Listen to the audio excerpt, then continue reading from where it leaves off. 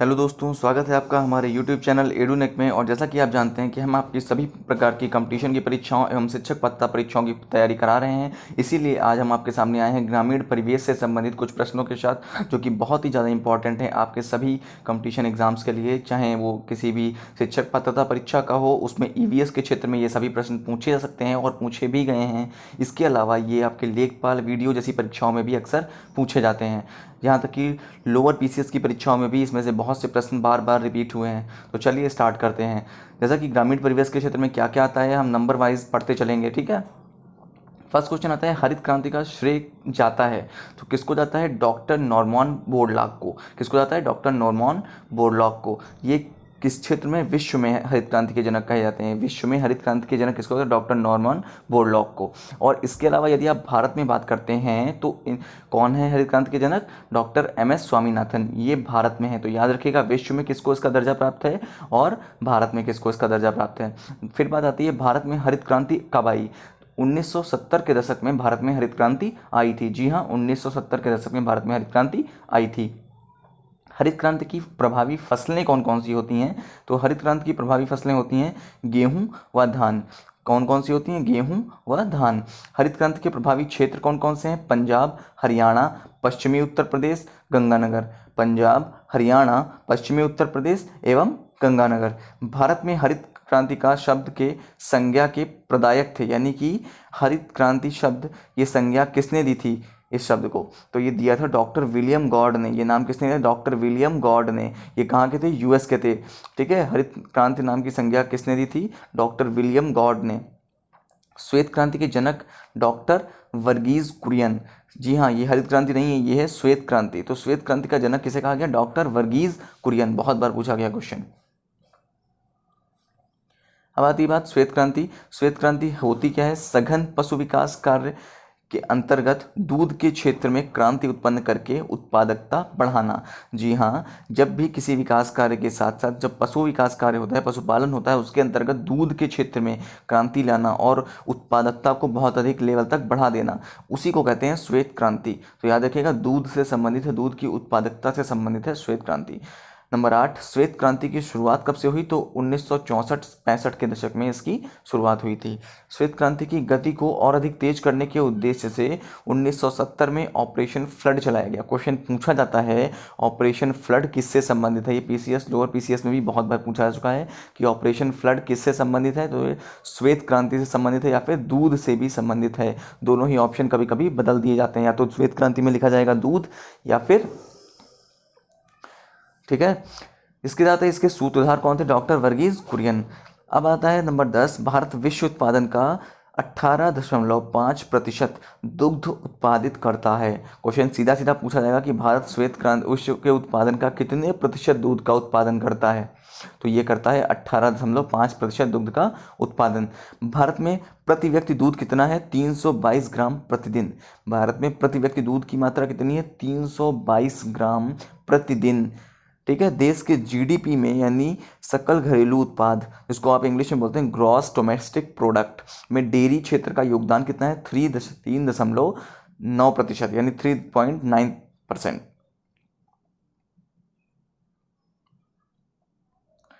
प्रश्न 13 में क्या आता है? National dairy research Karnal Haryana. ये कहाँ है? करनाल हरियाणा में। इसकी स्थापना कब की गई? 1955 में। क्वेश्चन ये भी बहुत बार पूछा गया, नेशनल डेयरी रिसर्च की स्थापना कहाँ की गई है? तो 1955 में। कब हुई, कहाँ हुई? 1955 में हुई, लेकिन हुई कहाँ? करनाल यानी हरियाणा में, ठीक है। दोनों ही बार या तो सन पूछ लिया जाएगा या फिर जगह का नाम पूछ लिया जाता है। पीली क्रांति किससे संबंधित है? खाद्य तेलों व तिलहन फसलों के उत्पादन हेतु अनुसंधान तथा विकास की रणनीति को पीली क्रांति की संज्ञा दी गई है। यहाँ पे तेलों का, तिलहन फसलों का उत्पादन का अनुसंधान से संबंधित, जो इसके विकास से संबंधित जितना अधिक उत्पादन हो, वो सब पीली क्रांति के अंतर्गत आता है। यानी तेलों का उत्पादन, याद रखिए दिमाग में कि पीला मतलब तेल, सरसों का तेल पीला होता है, इससे याद रखिए दिमाग में रोक के चलिए। तिलहन प्रौद्योगिकी मिशन की शुरुआत कब हुई? 1986 में। तो तिलहन प्रौद्योगिकी मिशन की शुरुआत कब हुई? 1986 में। पीली क्रांति मिशन के अंतर्गत कितने जिले आते हैं? 23 राज्यों के 337 जिले आते हैं।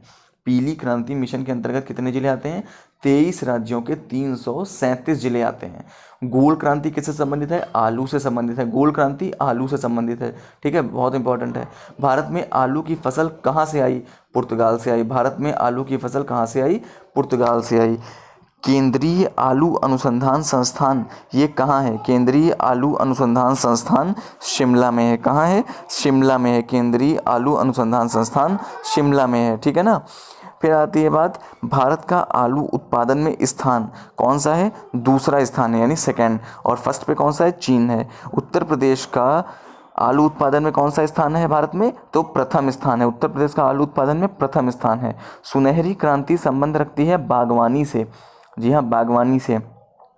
भारत फल व सब्जी उत्पादन में किस स्थान पर है विश्व में? दूसरे स्थान पर। प्रथम पे कौन है? चीन।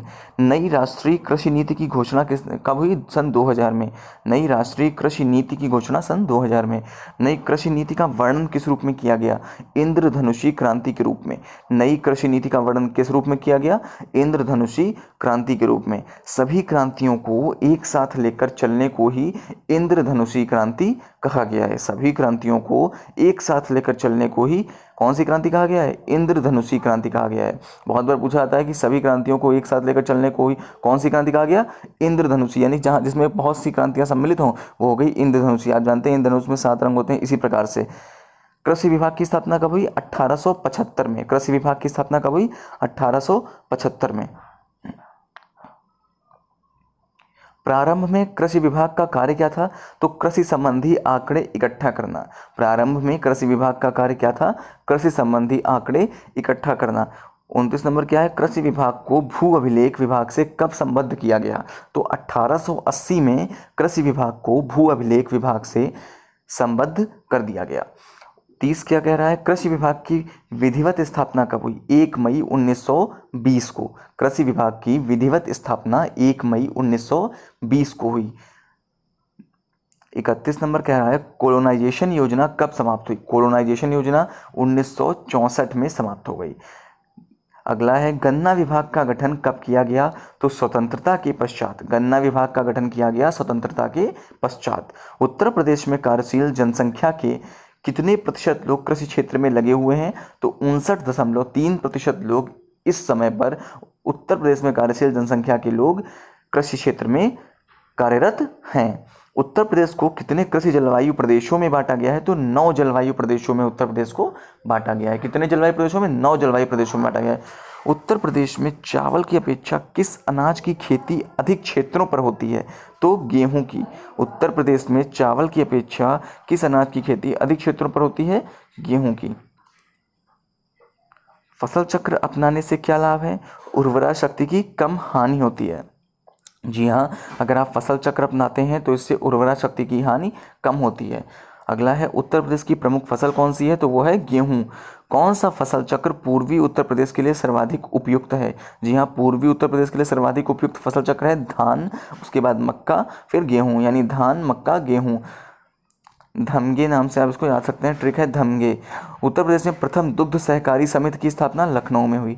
प्रथम दुग्ध सहकारी समिति की स्थापना कब हुई? लखनऊ में हुई। उत्तर प्रदेश में प्रथम दुग्ध सहकारी समिति की स्थापना लखनऊ में हुई। उत्तर प्रदेश में पान उत्पादन के लिए कौन सा जिला विशेष रूप से प्रसिद्ध है? महोबा। उत्तर प्रदेश की सबसे महत्वपूर्ण नकदी फसल कौन सी है? गन्ना। सबसे महत्वपूर्ण नकदी फसल कौन सी है? गन्ना। उत्तर प्रदेश में खरीफ फसल की बुआई होती है जून जुलाई में। जी हाँ, खरीफ फसल की बुआई उत्तर प्रदेश में कब होती है? जून जुलाई में। आंवले का सर्वाधिक उत्पादन वाला जिला प्रतापगढ़। उत्तर प्रदेश में किसान मित्र योजना कब शुरू हुई? 18 जून 2001। किसान मित्र योजना 18 जून 2001। कृषक वृद्धावस्था पेंशन योजना कब प्रारंभ हुई? 2 अक्टूबर 1998। कृषक वृद्धावस्था पेंशन योजना 2 अक्टूबर 1998 में। अगला आता है उत्तर प्रदेश कृषि अनुसंधान प्रसिद्ध है और स्थित है कहाँ? लखनऊ में। देखिए, उत्तर प्रदेश का कृषि अनुसंधान बहुत ही ज़्यादा प्रसिद्ध है और इसीलिए इसके क्वेश्चन पूछे जाते हैं कहाँ स्थित है, तो ये लखनऊ में स्थित है। उत्तर प्रदेश का मलिहाबाद प्रसिद्ध है दशहरी आम के लिए। उत्तर प्रदेश का मलिहाबाद प्रसिद्ध है दशहरी आम के लिए।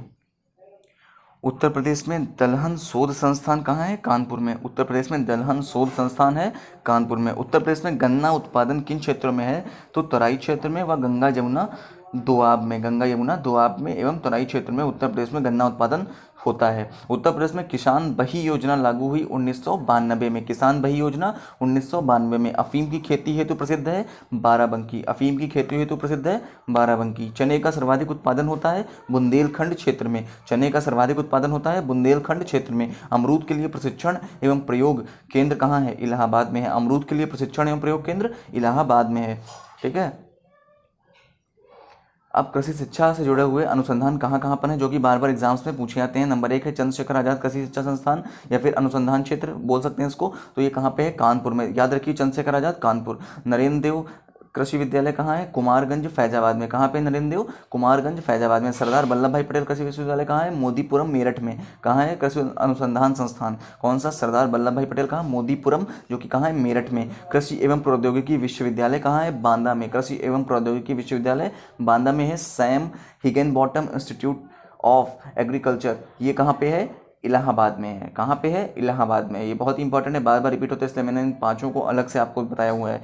तो अभी तक इतना ही। अगर आप भी वीडियो लेखपाल जैसी परीक्षाओं की तैयारी कर रहे हैं और ईवीएस की प्रिपरेशन भी कर रहे हैं, सीटेट जैसे एग्जाम्स के लिए, तो मेरे चैनल को अभी से सब्सक्राइब कर लीजिए। एडुनेक में आपको सभी चीज़ें एक साथ एकत्रित रूप से मिल जाएंगी। आप यहाँ पे पूर्ण रूप से तैयारी कर सकते हैं। और अगर अभी तक आपने हमारे चैनल सब्सक्राइब नहीं किया है, जल्दी से सब्सक्राइब कर दीजिए और इस वीडियो को लाइक करना ना भूलिएगा और अपने दोस्तों के साथ शेयर भी जरूर कीजिएगा। Thanks for watching.